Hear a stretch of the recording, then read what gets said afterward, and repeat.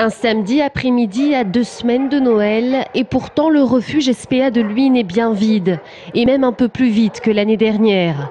Si à cette époque de l'année une vingtaine d'animaux sont adoptés en un week-end, seulement 4 sont partis découvrir leur nouveau foyer aujourd'hui.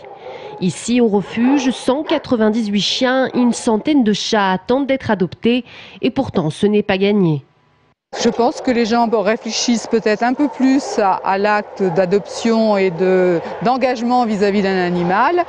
Et puis peut-être aussi cette crise qui touche un petit peu tout le monde. Lorsqu'on prend un engagement vis-à-vis d'un animal, on le prend pour 15 ans pour un petit chien et pour à peu près 10 ans pour un grand chien. Donc ils y réfléchissent peut-être plus.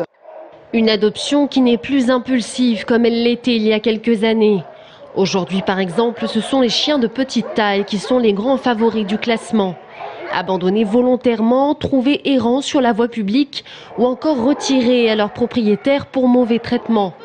Pierre Grasselin, lui, se bat depuis 38 ans contre l'abandon des animaux. C'est lui qui a créé le 25 décembre 1974 le Noël des animaux. Je suis ici pour faire une pétition pour que tous les chiens soient tatoués. Parce que si tous les chiens étaient tatoués, les chiens qui sont ici, ils ne seraient pas là.